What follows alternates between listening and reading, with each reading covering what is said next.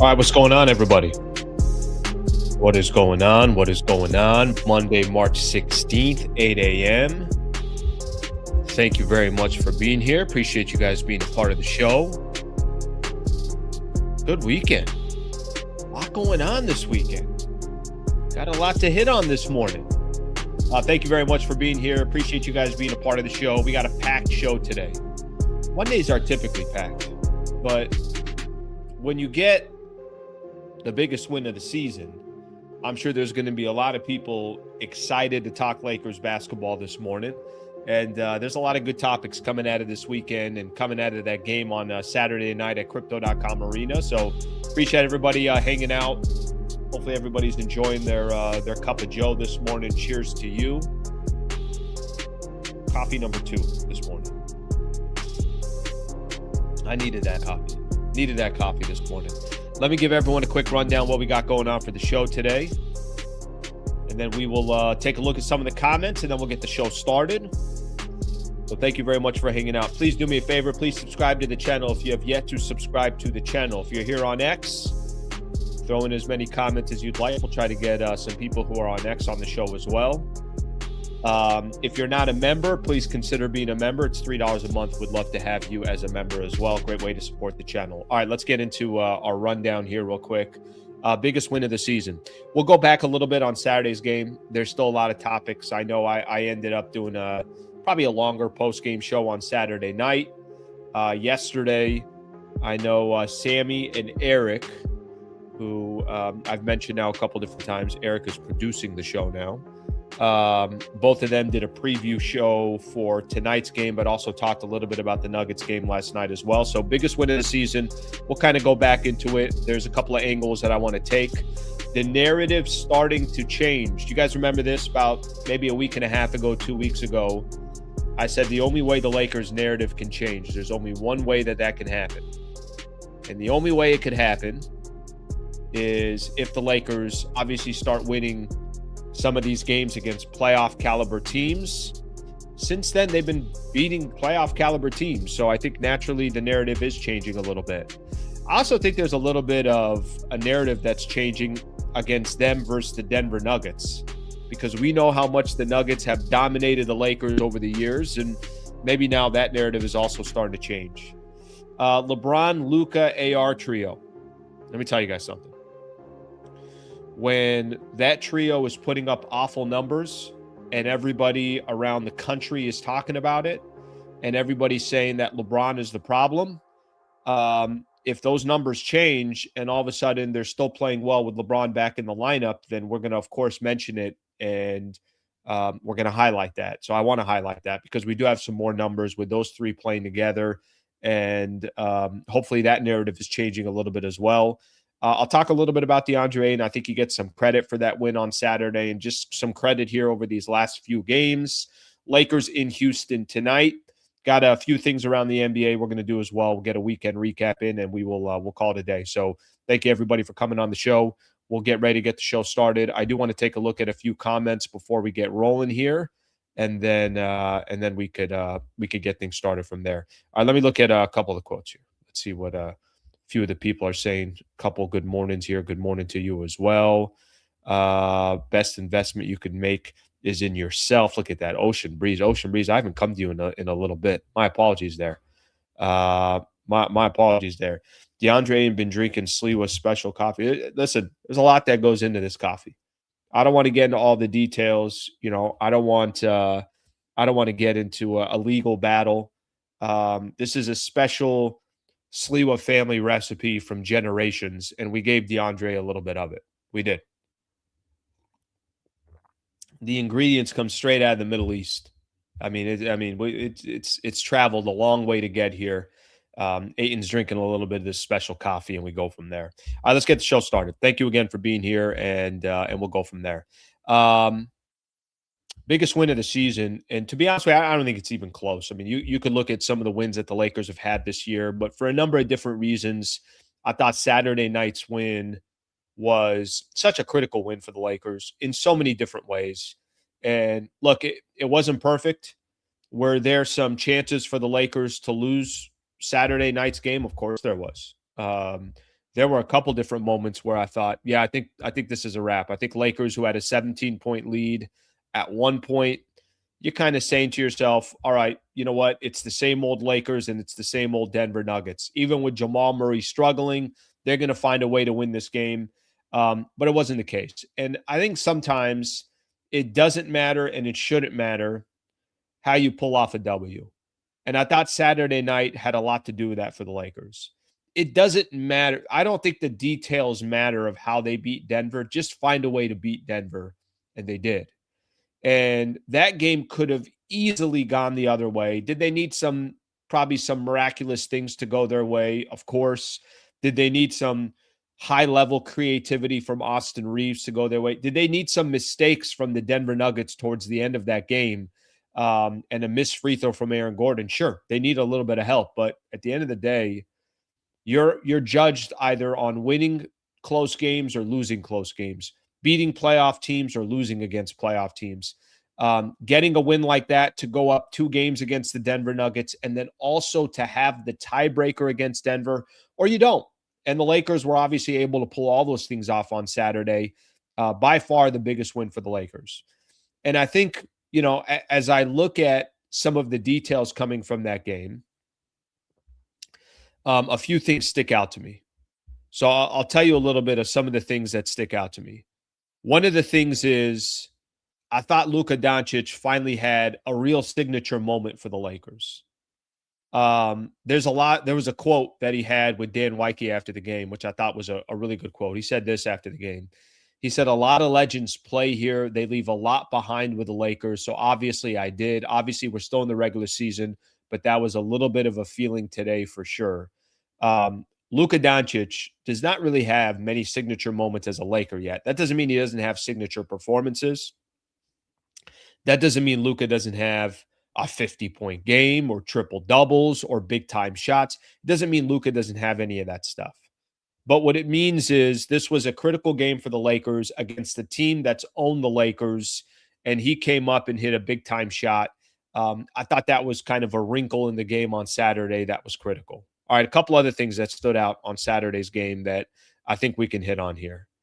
There was chatter and conversation from JJ Redick post game, and then I think all the players kind of responded to it as well. JJ said post game that the Lakers were treating this game like a playoff game. It was a playoff game for them. And it was kind of one of those must-win type of games to put themselves in a position where they could have home court in the first round. And now all of a sudden, if you end up playing the Denver Nuggets, it's got to come through LA. Most likely. I mean, there's still a handful of games left here as long as the Lakers don't collapse or anything like that. But it was big from that perspective. I thought it was big. You saw a lot of quotes here. LeBron post-game. It's a good win for us, obviously, but after tonight, we head for a 6-game road trip. We got to be prepared. Kind of goes into the rest of the road trip. But clearly a lot of these players, nobody was denying the fact that it was a big game, that it was against a team that they can't face in the playoffs. And here's a quote, or not a quote. Here's a stat here that I think is important when talking about the Lakers. The Lakers now are 4-2 since the Luka trade versus the Nuggets. They were 1-13 since January 1st, 2023, prior to the Luka trade. They're now 4-2 against the Denver Nuggets. So as some of the narrative is starting to change about, hey, maybe the Lakers maybe they could be a headache in the playoffs. Maybe they can actually beat some playoff teams. Maybe there is a path for the Lakers to win a round and be a headache in the second round. That narrative could start to change because they're beating playoff teams. There's also a narrative that I have as well. And obviously, if the Lakers take on the Nuggets in the first round, then it's going to be a headache in itself. There's also a little bit of a narrative of, hey, maybe they can hang against the Denver Nuggets. Maybe in close games they can actually win. Maybe Jamal Murray isn't Jordan every time he plays the Lakers.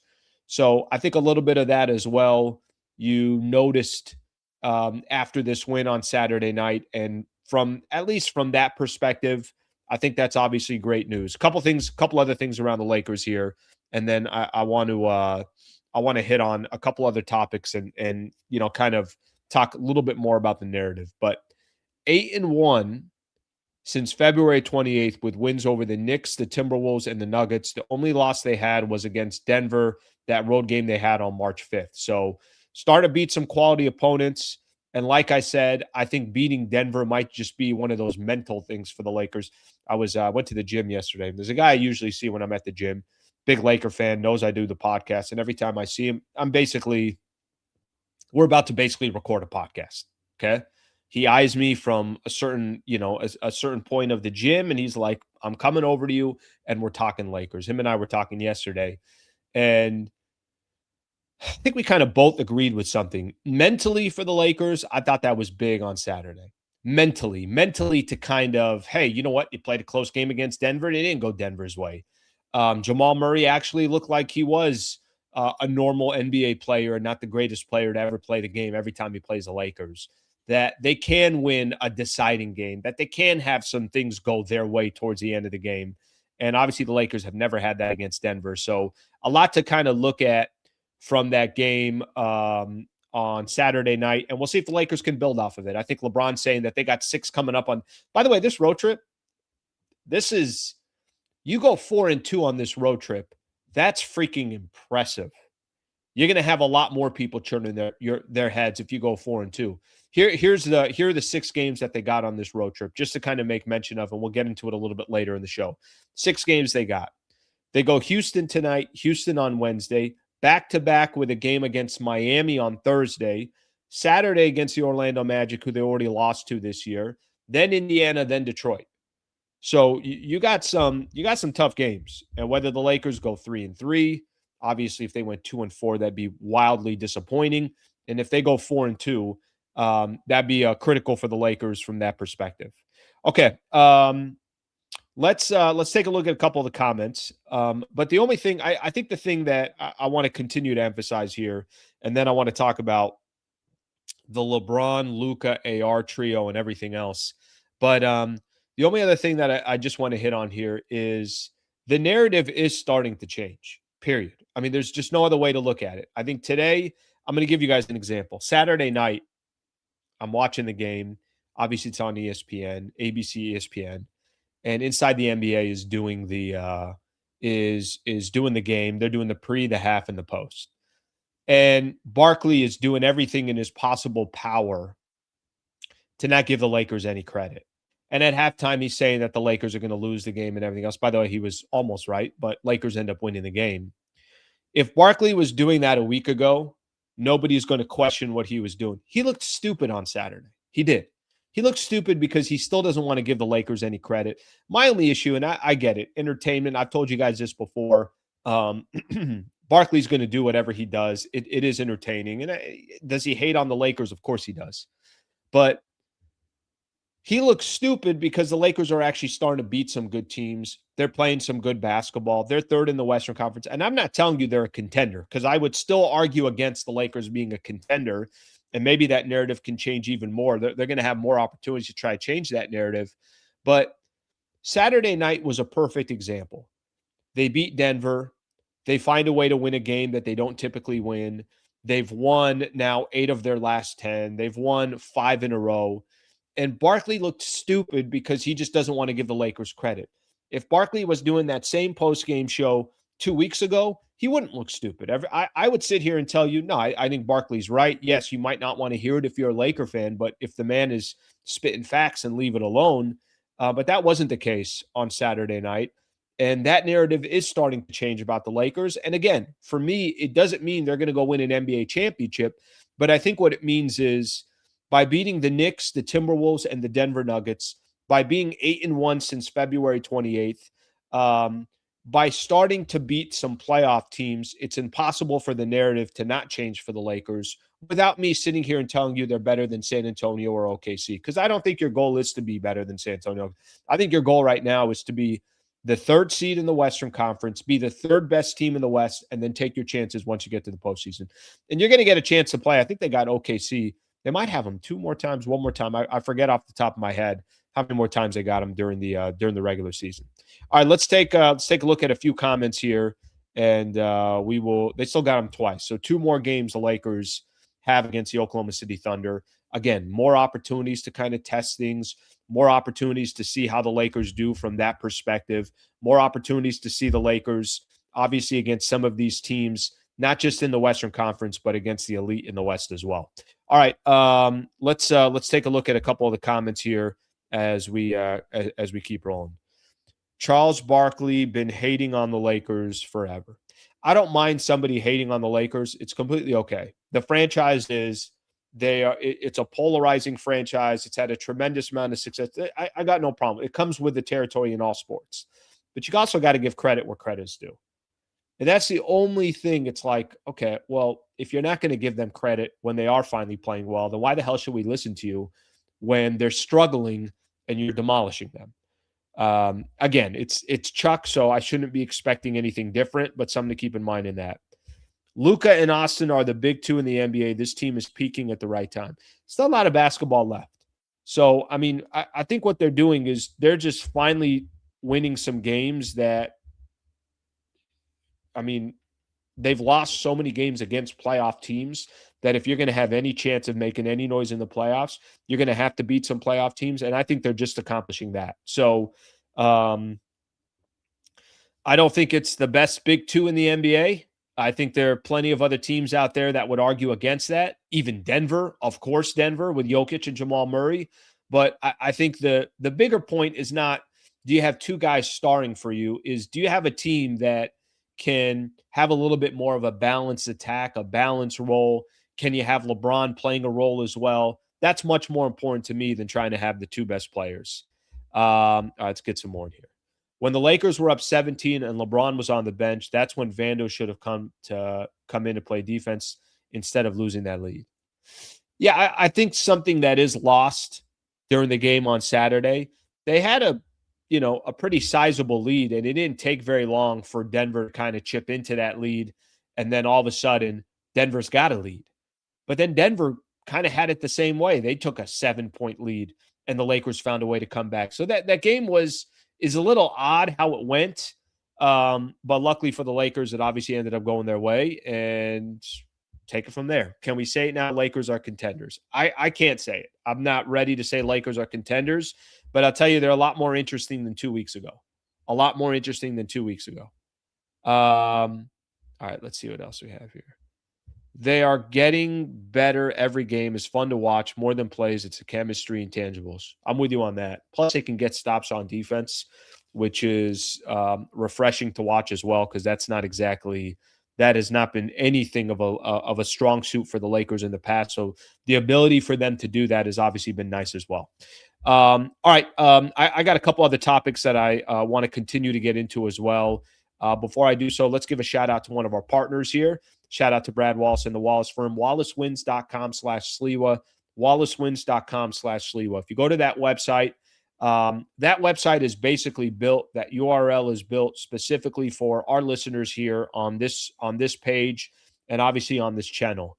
I hope you never need an injury attorney. If you do need an injury attorney, Brad Wallace and the Wallace Firm can help you. Serious injury, wrongful death case, it's you, a family member, or a friend, and you are just basically looking to get some information, and you're trying to figure out how to navigate something that you don't understand. I don't understand these waters. I don't understand, from an injury attorney perspective, I have no idea what I would do. If you're in the state of California, Brad Wallace and the Wallace Firm can help you. The website is wallacewins.com/Sliwa. He's a big supporter of the channel, and I just hope anyone that's in a predicament or a situation supports him the way he supports us. Again, wallacewins.com/Sliwa is the website. Hope you don't need Brad Wallace and the Wallace Firm, but if you ever do, you got a website here. I'm happy to make an introduction as well. If anybody emails me, I'll be happy to make an introduction to Brad Wallace and his team. All right, shout out to the Brad Wallace and the Wallace Firm. All right, let's keep going here. Let's see what else we have here. So I saw these stats. I'm going to play these stats here for everybody real quick. I'm going to kind of read off these stats. LeBron, Luka, Austin trio. Let me see here. Who put this out? Raj C. I'm going to give him some credit here on Twitter. Lakers big three starting to show teeth. Plus 10.9 net in 24 minutes against Denver. Plus 12.7 net in the 5 games in March that they've played together. Okay. What was the biggest story last week? And, for those who love LeBron, hate AR, love AR, all of you got to stop the love and the hate with certain players. If they're representing the Los Angeles Lakers, can you at least just kind of root for their success, at least while they're a Los Angeles Laker? You should be watching the Lakers right now with LeBron, Luka, and Austin and hoping for the best this season. And then obviously whatever happens in the offseason happens. If it's LeBron's final year with the Lakers, then, you salute 8 years in an NBA championship and you move on from there. What the Lakers do with Austin Reeves, we'll figure it out. How much they pay him, that's obviously going to be a conversation for the summer. But last week, all the conversation, including myself, including this show, was about how Luka and AR were thriving together. And with LeBron, I think the record, what did they get to? Maybe 10-2, 11-2 was that record when those three played, or when those two played together without LeBron. And the question started coming into play. All right, is the pecking order the right way? Look how much more comfortable Austin Reeves looks. This is the best version of Austin Reeves. And then LeBron comes back. And then the question when LeBron came back was, okay, well, what's it going to look like when LeBron returns? Did LeBron affect the Lakers negatively on Saturday? I don't think he did. The numbers will tell you as well. They've played 5 games in the month of March together, but the game on Saturday was really kind of the signature one because it was actually against a team that's over 500, and it was against a team that, clearly the Lakers have had a lot of trouble with the Denver Nuggets. The trio has a plus 12.7 net rating in these 5 games that they've played together in March. Not a huge sample size, so I'm not going to pretend like it is. But what I do want to point out is they're 5-1 in their last 6 games where the entire trio plays. So when LeBron, Luka, and AR all play together, they're 5-1 in their last 6 games. I'm just going to put that out there. I'm just going to point that out. And Luka, in the month of March, Luka's been ridiculous. He's averaging 34, 9, and 8. Austin's averaging 22, 5, and 6. And then LeBron averaging the least of these 3 players, but that's okay. I think the one thing that was probably, I don't know, discovered is the right word, but one of the things that probably was worked out the most when LeBron was gone is, can we reorganize this pecking order a little bit? Can it be Luka, AR, and LeBron? Can Luka and AR be the main players on this team and on this roster, specifically on the offensive side? And if that is the case, I think the Lakers just got a much easier and a much better chance of winning, just completely based off of those 2 players being 1 and 2, and then let LeBron play more of a role. 6 games is a small sample size. It's not a lot. But if we're going to spend all that energy last week talking about how that the trio doesn't work, which I still think that obviously it's not a perfect trio and the puzzle pieces don't fit perfectly, but this is what the Lakers got this year. But I think the bigger thing that we take away from last week was, can we reorganize the pecking order? And I think it has been reorganized. You've heard some things from JJ Redick. You've heard some things from LeBron. You've heard some things from the team. It's like, all right, they are the best version of themselves if Austin Reeves is the second option for the Lakers. But I don't think you're going to hear a lot about this today in either sports talk radio or in national media. Everybody wants to see the car crash, and they're not stopping to say, hey, this is look how much success that trio is having over this last handful of games. Again, a really small sample size, but I think the more important thing is it looks like it's been reorganized. It looks like that now that pecking order is a little bit clearer, and hopefully for the Lakers, it obviously benefits them the rest of the way. All right, let's take a look at some of the comments. We'll see what people think, not just about that, but just in general. But I do think that part was important. LeBron has finally bought in. Listen, maybe it is, and it could be. Maybe this is more of a LeBron piece or a LeBron thing. Maybe it is more of LeBron having to sit on the sidelines and kind of watch, like, all right, I got to take a little bit more of a step back, and I got to be a little bit more of a role player.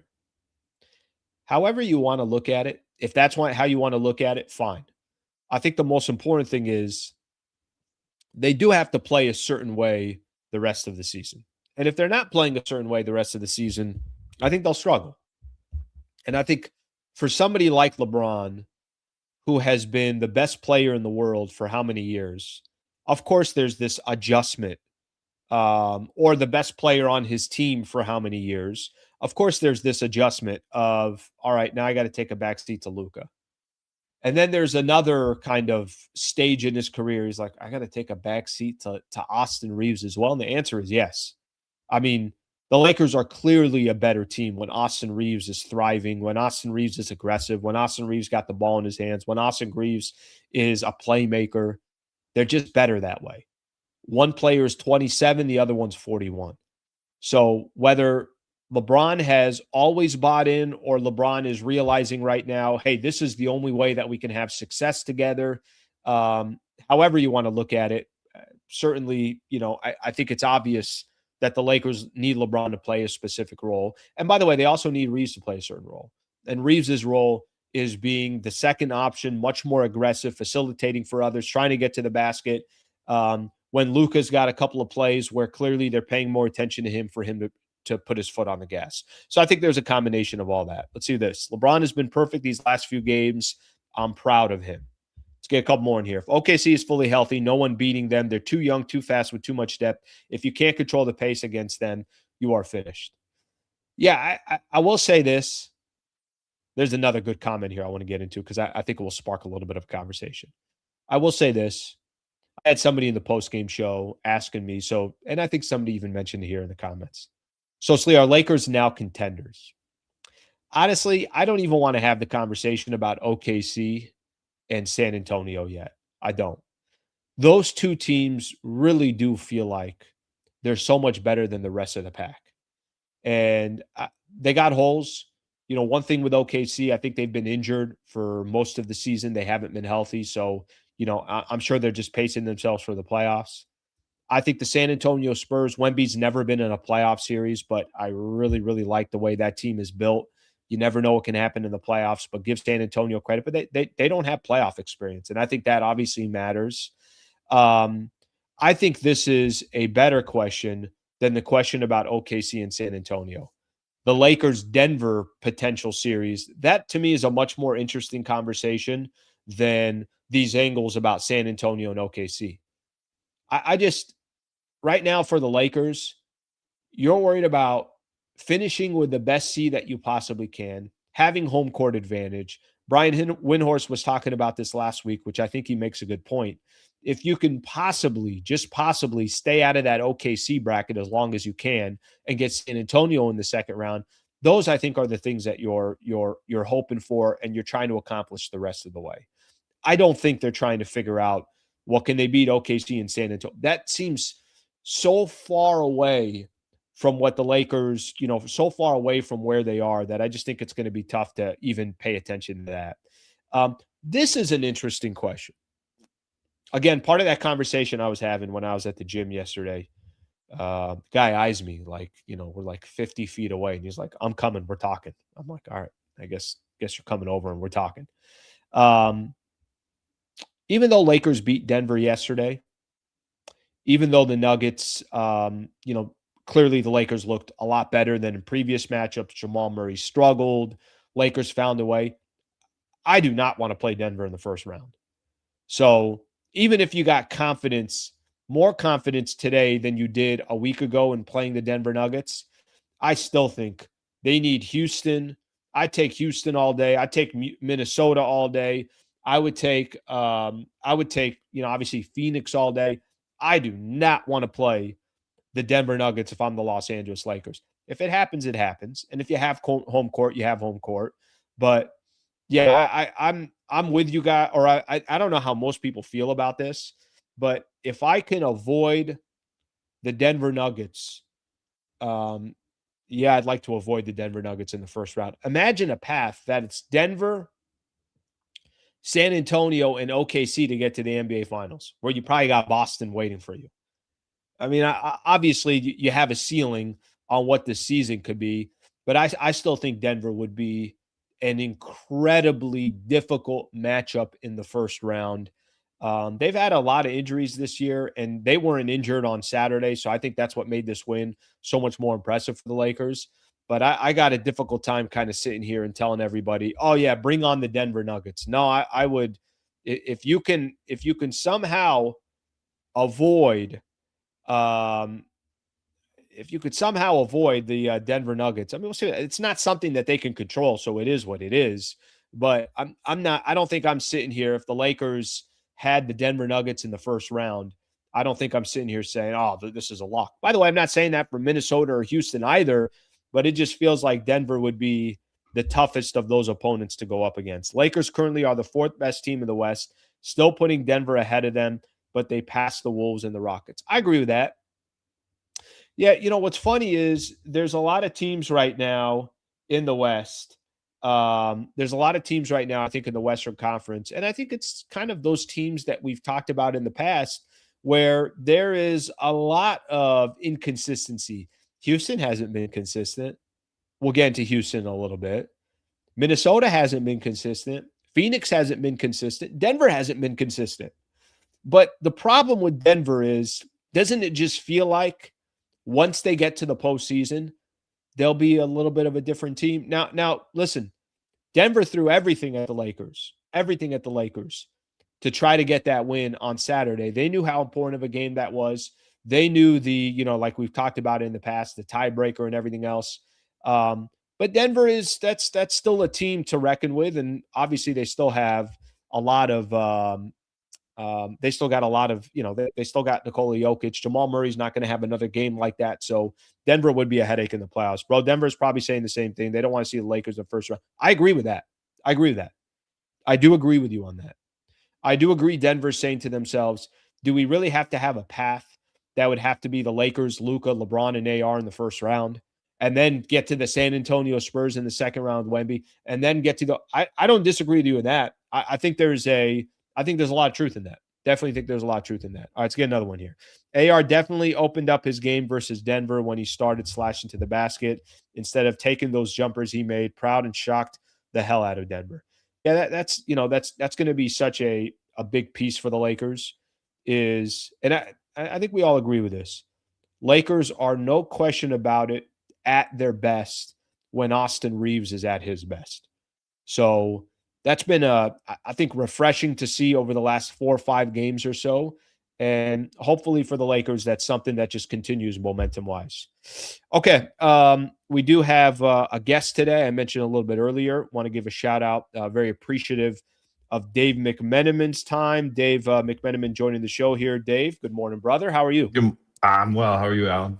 I'm doing good, man. Thanks for coming on the show. All right, so if I'd have had you on a week and a half ago, let's say before the Knicks matchup, and here we are now, just how much has, and you could be honest in regards to this, maybe your narrative has changed a lot about the Lakers. Maybe there's still a lot more that you want to see. But over this span of, let's call it 8-9 days now, the biggest issue the Lakers had was beating good quality playoff teams. Knicks, Minnesota, obviously the great overtime win on Saturday. How has your perspective changed a lot about the Lakers? Is that too small of a sample size? Would love to kind of get your thoughts on that.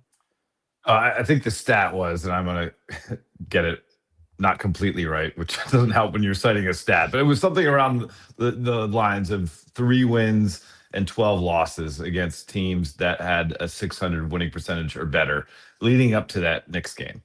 Since then, 3-0 against teams with that high of a winning percentage. So certainly that's a dramatic shift. And this is a results-oriented business. And so if you start to see a team give the results that people thought potentially they could reach with this group, I think it's fair to start shifting your opinion a little bit.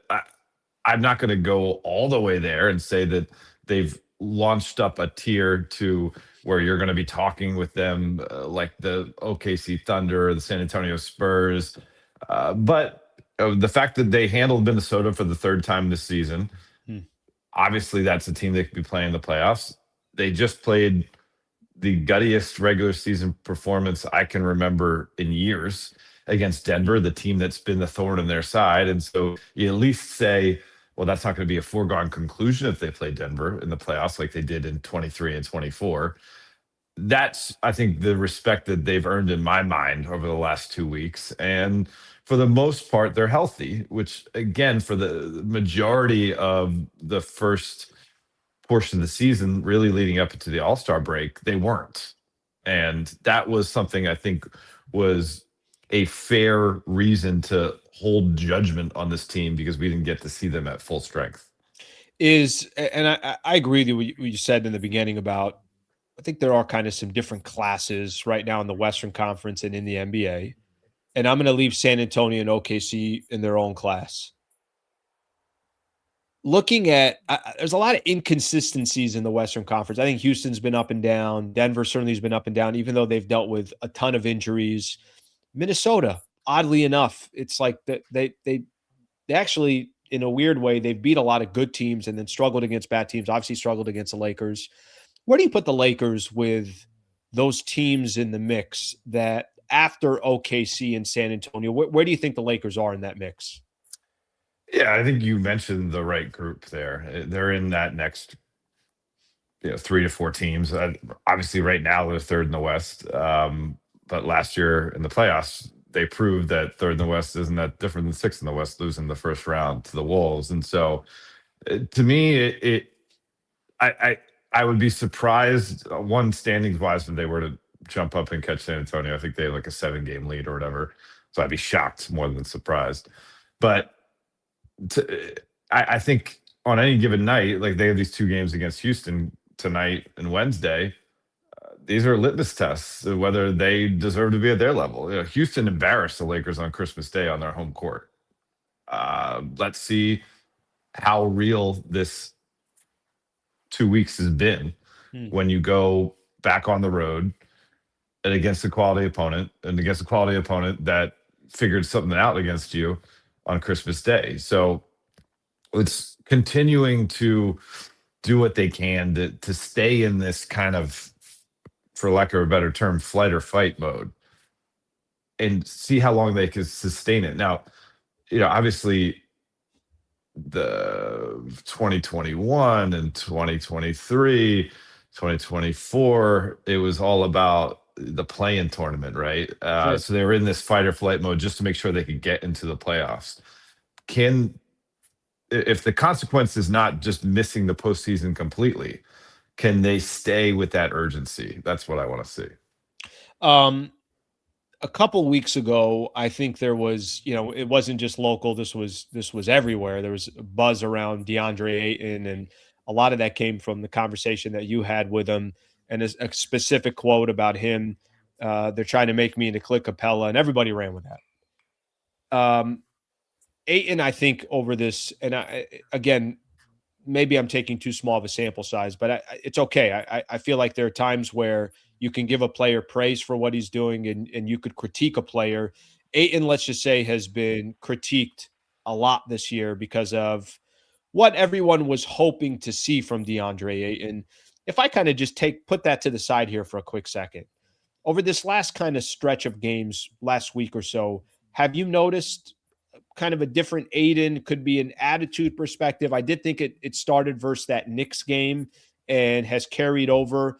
Have you noticed anything different in Ayton's game? And it could be, again, I'll go back to it. He was getting so much criticism for a couple of days. Everyone was talking about it. And what do you make of his last week or so? Yeah, I mean, the criticism came, obviously, my story got some attention, and I think he brought some of the criticism upon himself by comparing himself to a player who's been a very good role player, who's been on winning teams in Clint Capella. To me, what I've seen over the last 5 games or so is just an extended effort consistently, and that's earned him playing time in big spots. JJ Redick, I don't know if a couple weeks ago, if you go to overtime, Sure, you're going to keep Ayton in. The Lakers had some small ball success against Denver, and obviously Jackson Hayes has, quite frankly, more size and more athleticism than Ayton does at this stage of his career. But credit did go to Ayton. And Ayton was big in the overtime, 2 for 2 from the field. I think 2 rebounds, had a block on Jokic. Jokic goes 1 for 4 from the field, only gets 1 rebound. Like, he outplayed a 3-time MVP in overtime. I know it's only 5-minute overtime session, but is worth stating and patting him on the back for. I thought the most telling quote that Ayton had in the last week or so was, I'm locked in and I'm focused, and it took me a while to catch up to the rest of the guys, but I'm there. And that was an acknowledgement on his part that, hey, it wasn't perfect over the first 50 games or so. No one likes to get criticized, but he was letting it know that it wasn't like he was beyond reproach, that there was things that he could do better. And they're not asking him to do all that much. I mean, Sure. Again, I know it's no easy task to be banging bodies with 7-footers in the post. And I'm not suggesting that, but in terms of schemes, in terms of, the things that they want him to do, it's not outside of his abilities. So we know that he can rim run. We know that he can touch up to the switch on a pick and roll. He has that mobility. We know that he can be a help side defender because he has the length and the athleticism to get blocks. Like, those are all things within his skill set. If he attacks them with vigor, then the other things that he's good at, that obviously he's a good guy in the, kind of the short roll, and he can operate out of there either as a shooter or a passer, and he likes to be involved that way. I understand that. But Deandre, all due respect, you're not as good anywhere on the court offensively as Luka Doncic, LeBron James, or Austin Reeves. And so you're just not going to get those opportunities as much as you may have on other teams.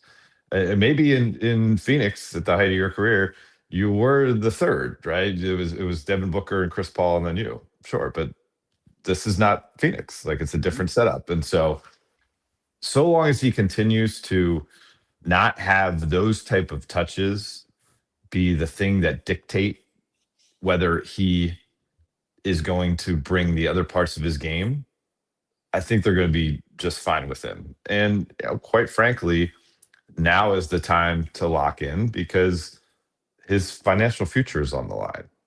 He can opt in short to $8 million next year, but you don't want to be on an expiring contract in a situation like the Lakers will have next year, because again, it's be another put up or shut up type of season, or your career could go in a different direction. And so this next 15 games of the regular season, plus whatever happens in the playoffs, he'll be playing for a multi-year contract extension either here or somewhere else. And if he does the things the Lakers ask him to do, I'm pretty sure he's going to get taken care of either here or somewhere else. And so, I mean, that in itself, the motivation's all right there. It's funny you said those last 5 minutes or so. So Nuggets tried to go ISO on Ayton 5 times in overtime and ended up with 1 bucket. And that was, I think, Jokic getting a bucket off the glass late, I think, to tie the game. That was after he had blocked the ball out of bounds, right? And they had an inbounds play. So, I mean, even that, he got the thwart before they got the bucket. And I point that out because you're right. There was no time, even if you're a Laker fan or someone just observing the game, I wasn't saying in my head, I got to get Ayton out of the game. No. It was like, no, leave Ayton in the game. And I don't know how many times we've said that, but what you said there, I think is so important too. And I'm so curious if he does understand that the more he just plays the role the Lakers want him to play, the more beneficial it's going to be towards his future. I think Ayton might be saying to himself, I obviously can't get into Ayton's head, but I'm sure there's a little bit of, no, run some plays through me. No, give me the ball. Let me show you what I can do. And it feels like that's gone not just against what the Lakers need, but it's also gone against him in regards to his value. So in a weird way, like you mentioned, they're not asking him to do, sometimes you might be asking a player if they were asking Jackson Hayes to post up and hit 12 footers and face the bat. It's just you're setting up Jackson Hayes to fail. And I think or remember when they were asking Taylor Horton Tucker to be Defensive Player of the Year? Yes, like come on, 100%. This is not that type of situation. And I think this is like it works such to Ayton's advantage that they don't need him to be the second leading scorer on the Lakers. They don't need him to be they just need him to play a role. And we'll see if he, obviously he takes advantage of that. But listen, there's a little bit of excitement around Ayton because it does feel like these last few games that he has played a role. And I think he's benefited from that personally, as the Lakers have benefited from that from a team perspective. Last week, a lot of the conversation was about Luka, AR, and LeBron. Those trio playing together. It's funny when they're playing the Knicks and they're about to beat the Knicks, ABC ESPN puts up the stat and it says 9-2 when it's Luka and AR. And immediately when I saw that stat, I'm like, all right, everybody's going to be running with that for a while. We kind of leave it alone and it is what it is. But what I'm curious from you is when that trio is at their best and when the Lakers are at their best, what are those players individually? And I ask that question because I think we're starting to see a little bit from AR that the better AR is, it feels like the better the Lakers are. So when those three are together in a game or they're just together in a lineup, what's the best version of all these players when they are together? Yeah, I mean, Austin has been tremendous. 4 straight games over 25 points, the last 3 over 30. This is the best basketball he's played since that stretch he had at the very beginning of the season, where he had the game winner against Minnesota and the 50-point game against Sacramento, et cetera. He is back to that level after the calf injury. Not only took him out of the lineup, but took him some time once he was back in the lineup to find his rhythm, find his confidence, and have trust in his body. He's back. That's tremendous for this team's potential. Luka, I would say, is also playing the best basketball of his season since the first week of the year.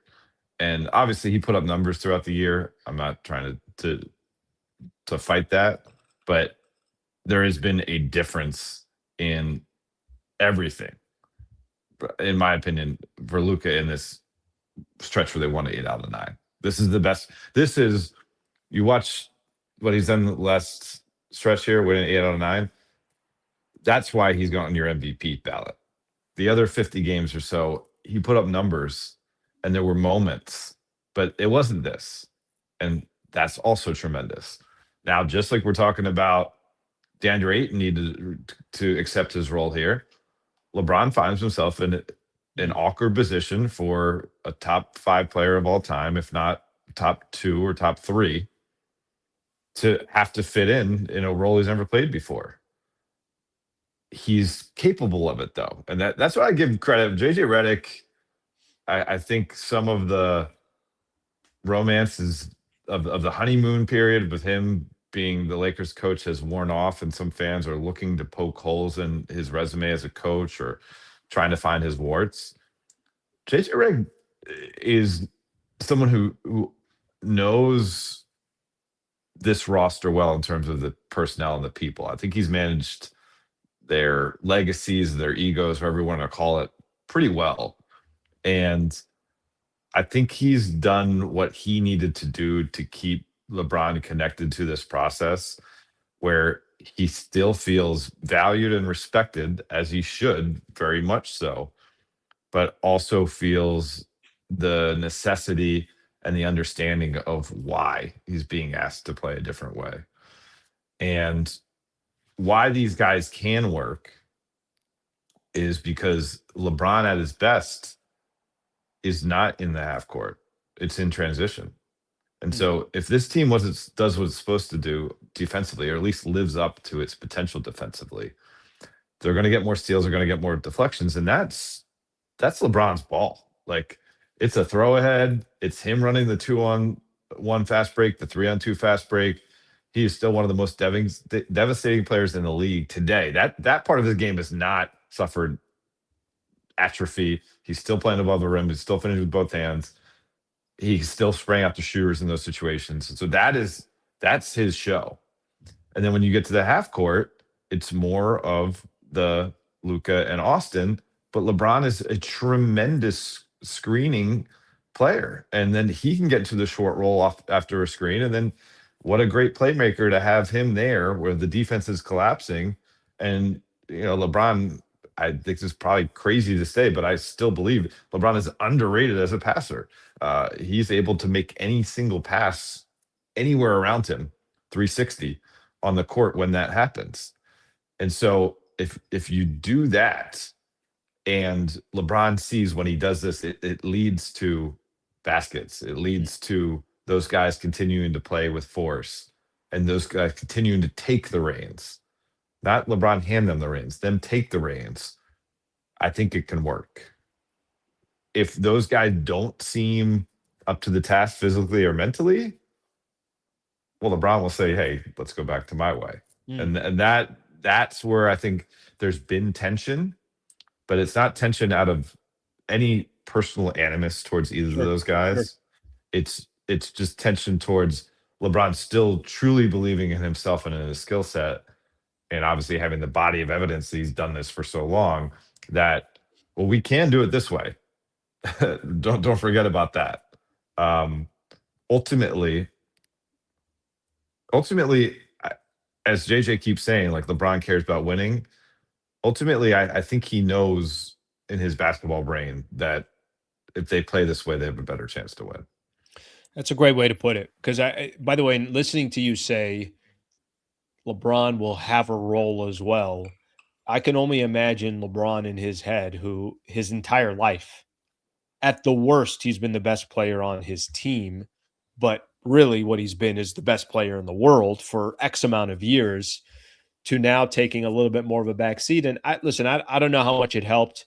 He's sitting on the sidelines for a few games, seeing what AR was doing with Luka. Some of the stats when AR scores 20 plus points a game are just ridiculous. And I think, LeBron could still be probably the best version of himself when he does fall back into that third best player role. Again, it just is more from a perspective of, if the goal is to win, then how do we put the puzzle pieces together that gets them to a W? And I agree. I think it's got to be, at least it's got to look somewhat like that, and we'll see the rest of the way. Also, like he was by far the best Lakers player in the playoffs last year. By far, it was a huge gap between him and those two guys. Mm-hmm. He's going to be allowed to pour himself that same way into the playoffs when they get there. It's not necessarily about touches. It's just about his voice, his game plan, the way he sees all that is going to be so valued because it's not a flip a switch. There's just the governor is off because he knows he doesn't have to have any sort of reserve tank when he gets to that point. And that is going to be, I think, a cool moment if they can continue this momentum. Sure. And Luka doesn't get food poisoning, and Austin's not dealing with the leg thing or whatever. If they have the things going in the right direction, at that point, I think if you're Luka and Austin, you kind of reappreciate LeBron, right? You appreciate him now for fitting in, I guess, in a way that'll keep this momentum going so that they can stay out of the play-in tournament and they can get a first round home court advantage in the playoffs. And then you appreciate him then because you're like, oh yeah, like you're going to give us that? Like, please, we're happy to, kind of be the ones following you sometimes, just the same way you've been following us. And playoffs will be a different season, just from it will, I think, give the Lakers a little bit of an advantage from the rest perspective. Obviously, for LeBron, it changes everything. You don't worry about second to back-to-backs. You get to stay in one city for X amount of days. Dave, final one I got for you, brother, and I appreciate you joining the show. I want to frame this right here because I don't want to just say, well, what's the Lakers' ceiling this year? But I think maybe the question I'll ask is, they've obviously at least changed part of their narrative over the last week and a half, 2 weeks or so. They're playing good basketball right now, finally beating some quality opponents. But when you look at the West, it's still going to be incredibly difficult. And if you have a first round matchup against Minnesota or Houston or Denver, obviously it's going to be an accomplishment just to get out of the first round. What are kind of your expectations, or what are you hoping to see the rest of the way? And if you did have to put a ceiling on the Lakers, what do you think that ceiling is? Yeah, I mean, obviously matchup dependent, and we'll see how the playoff bracket bears out. We'll see if they can stay again in the top four, because I think that will be important. While it didn't make a difference last year, they lost game one of the first round. I think it is important to have home court. Sure. I think like if you remove all emotion and actually you remove the ebbs and flows of this season, the Lakers probably built a second round roster. That's kind of what I think realistically what this team is. When you get to the second round, things break the right way. An opponent's not fully Sure. at full strength, or it just happens to be a team that you have their number. 4 wins in 2 weeks and you're in the conference finals. And so I think that's on the table. Now, I understand the Lakers 17 banners. Lakers fans are accustomed to expecting tremendous success, and I understand that. But if they lose in the second round, now obviously we'll have to see what would happen in the second round. But it's not necessarily like a failure of a season. I think it's kind of where they were reaching their potential, especially with the circumstances of a roster that is unconventional. I don't think it's a flawed roster necessarily as much as people some paint it that way, because I don't think it's oil and water combo between LeBron and Luka. I think it is a 27-year-old and a 41-year-old though. And so you recognize that there is some temporary feeling to this situation just because of the circumstances of their career. So long-winded way to say, second round, I think should be what we accept as like the bar that they should reach. Beyond that, to me, would be gravy. And hey, I mean, Laker fans are impatient. 2023 seems like a long time ago. Conference finals, like even a conference finals run, I think would be pretty fun for the city of Los Angeles. And I think it would allow this group to feel like they did something with this year and built along the way. And that to me is like, I know championships are the best, right? I'm wearing my Syracuse 2003. I think about all the time, right? But there's also seasons where you follow along with a team and you see their growth and you see the ways that they've come together. That can be satisfying for everybody involved as well. And Yeah, so we'll see how this next 15 games go. And I think, but that's a proper way to set it up, because I'm with you, and you deal with, obviously interact with a lot of Laker fans and everything else. 17 NBA championships has nothing to do with this season, right? 17 NBA championships doesn't mean, you're guaranteed to get to the NBA finals. That history doesn't really matter. You might have those expectations. That might be the history of the Lakers, but I think there's also just what's reality. And reality for the Lakers is, I agree with you. If you get to the second round, it's kind of like, all right, that's probably the furthest that they can go. Anything can happen. Maybe somebody isn't healthy. But the bigger question is going to be, if the second round was the cap, then what does the summer look like? What does new ownership do in the summer? What's the front office? How much more can they add to the front office? The scouting. There's so many other angles that the Lakers can get better. But this season will probably have its ceiling, and we'll see how far it goes. The nice part about this, and I'm sure going to come in your show to talk about that. There are many questions for the off season, but yeah. The nice part about where we're at in this kind of the meaty part of the schedule, we're post trade deadline. Yep. So really, the only thing we have to worry about with the Lakers right now, tangibly, is the next 15 games plus the playoffs. So it's just about basketball, which is cool. Sure. And anyone who watched that Denver game the other night, you'll know that like that's the beauty of this whole thing, is to see a team, or both teams, quite frankly, put it on the line like that. Try to match strategy, try to match effort, the incredible talent on both sides. Like that's what I'm looking forward to see more of that down the stretch here. And again, the Lakers could have lost the other night, and you would have said, why did it happen? They blow a 17-point lead. You could say that. You could say, oh, Aaron Gordon made like every shot, because there's really good teams out there. Mm-hmm. I would like for this group, for them, to be able to continue to kind of maximize what they have over this stretch. And if you maximize it and you lose in the second round, I don't think you have to hang your head. That's kind of what I'm Sure. No, it's a good way to put it. Well, it should be another good one tonight. Good road trip, by the way. A lot of good teams on this road trip, so that should be fun. Yeah, I'm to picking watch. them up in Miami. We got check out ESPN. We're gonna have Tim McMahon in Houston for the first 2 games, and then I'm joining the team in Miami. Okay, perfect. Well, safe travels there, and as always, I appreciate you joining the show. Thanks, Lee.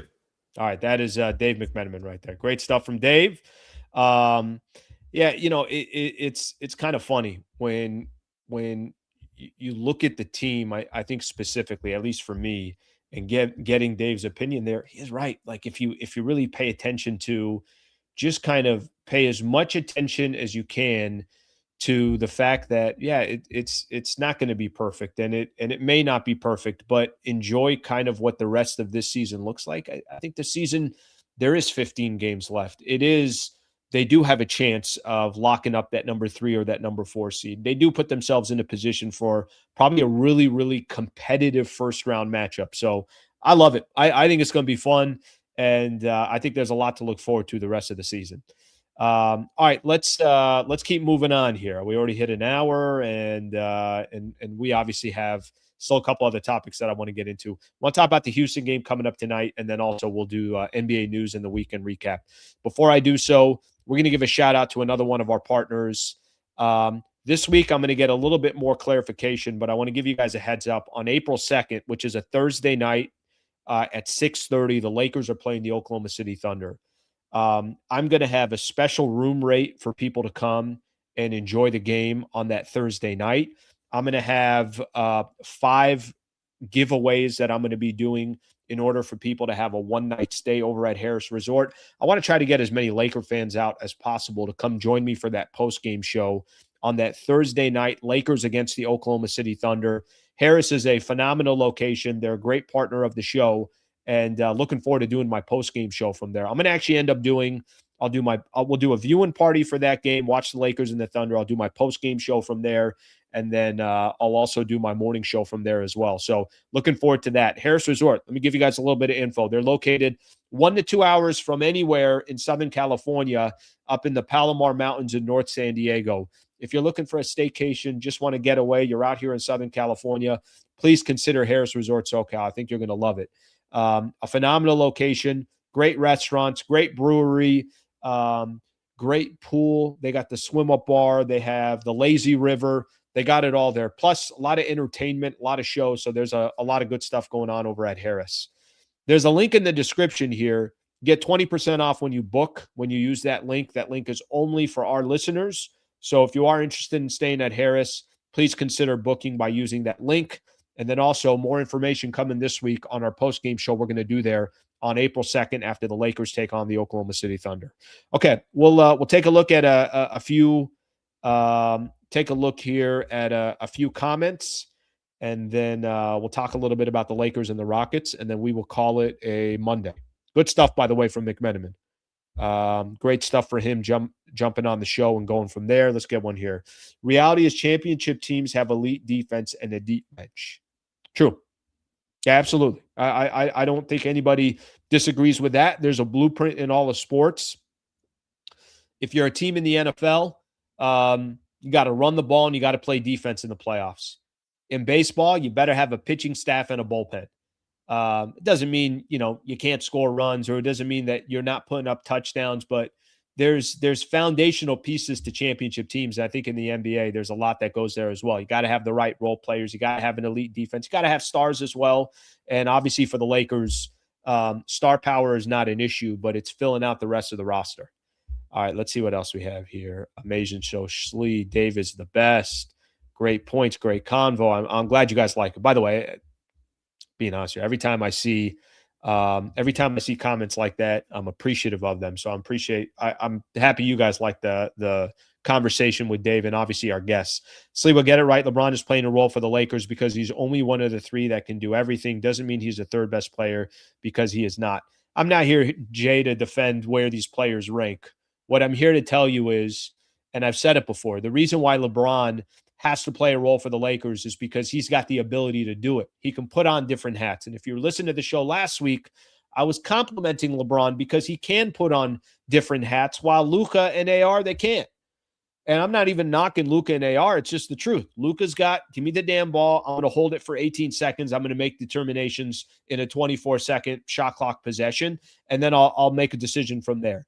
AR's got to have the ball in his hands. He's got to be a creator. He's got to take the ball to the basket. He needs time to kind of be the player that he needs to be within a possession. And they can't play off the ball the way LeBron can. So maybe AR could play a little bit off ball, but he is at best when he's got the ball in his hands. I'm not here to rank players. I'm here to try to see how the Lakers can get wins. It's irrelevant whether that's the best player, and then that's the second best player, and that's the third, and that's the fourth, and that's the fifth. That part doesn't matter. But if you're telling me how the Lakers are at their best, they're at their best when Luka and AR are leading the Lakers on offense, period. When AR has a chance to get 25 to 30, that's when the Lakers are best. It's more important for AR to get 25 to 30 than it is for LeBron. It's not about ranking. It's about what's the pedigree to winning. That to me is the most important thing when talking Lakers basketball. All right, Lakers got the Houston Rockets tonight. So I'm going to kind of tie everything in here. NBA news, weekend recap, and then the Lakers in Houston tonight. Let me just say this about this road trip coming up. This is a tough road trip. Very, very tough road trip for the Lakers. I'm looking for a split in Houston. Can you split these two games? By the way, if you split, Houston gets the tiebreaker. But Houston's been so inconsistent over this last stretch of games. To be honest with you, I don't really know what to expect tonight from the Houston Rockets.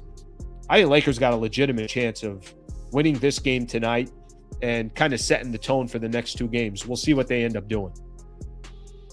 Lakers and the Rockets tonight. Here's where the Rockets are sitting, by the way, just so everybody kind of has an idea. They last played on Christmas where the Rockets won 119-96. That's the game that Austin Reeves got hurt in.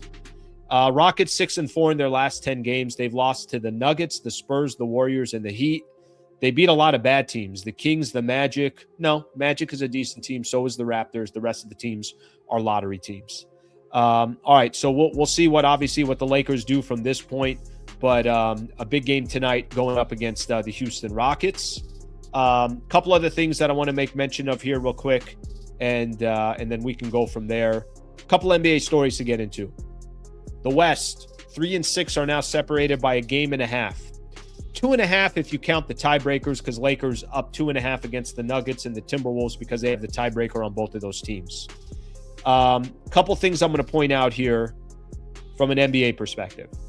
NBA is going to vote on expansion at the next Board of Governors meeting on March 24th and 25th. The vote will exclusively be on Seattle and Las Vegas as expansion cities, and they are targeting the 2028-2029 season. The Timberwolves or Grizzlies are expected to move to the Eastern Conference if the NBA approves expansion. So we've been talking about expansion for a long time, and finally, potentially, there's going to be some expansion in the NBA. And I think most people would agree with this. Really rooting for the Seattle Supersonics to come back to the NBA.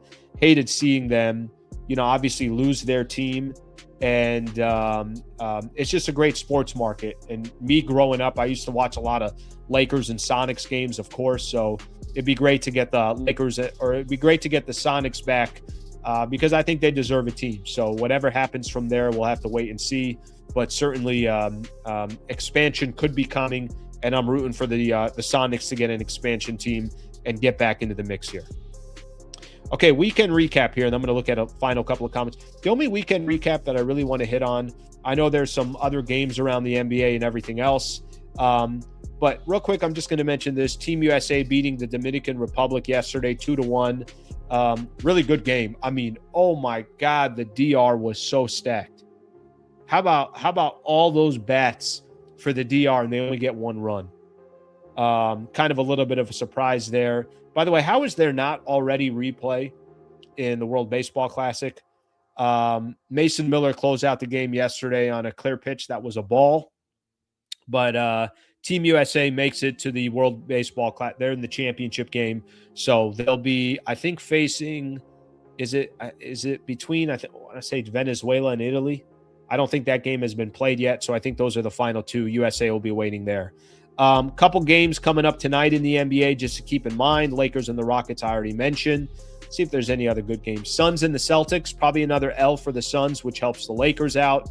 Spurs going up against the Clippers a little bit later tonight as well on Peacock. But obviously the big game is going to be the Lakers taking on the Houston Rockets. Shout out to Brad Wallace and the Wallace Firm as far as our weekend recap goes. Let's get a final couple of comments in here, and then we're going to call it a day. By the way, thank you for the super here. Championship teams aren't built in one season. I think the problem for the Lakers is there's a lot more that kind of comes with building a championship team, and it's not built in a season. And the problem for the Lakers, I do think there's a little bit of a gap year between what they're able to accomplish this year and how they built for the future around Luka and AR. So that's the biggest challenge, I think, for the Lakers, is trying to kind of bridge the gap between where they sit today and where they're going to eventually be. Let's see what we got here. Washington should have a team. Okay. All right. Let's see what else. Read one more here and we'll call it a day.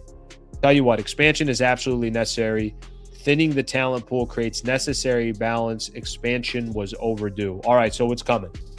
It's coming. At some point, it's coming. All right, my people, I appreciate it. Thank you, everybody, for being a part of the show. Please subscribe to the channel if you have not subscribed. I'll be on tonight after the Lakers take on the Houston Rockets. Tip-off's at 6:30. So post-game between 9:15 and 9:30, right around there, just depending on how long the game goes. Looking forward to doing that. Thank you all for being here. Shout out to Dave McMenamin. Shout out to Harrah's Resort. And shout out to Brad Wallace and the Wallace Firm. Hope you guys have a great rest of your morning and afternoon. I'll see you guys tonight after the Lakers take on the Houston Rockets.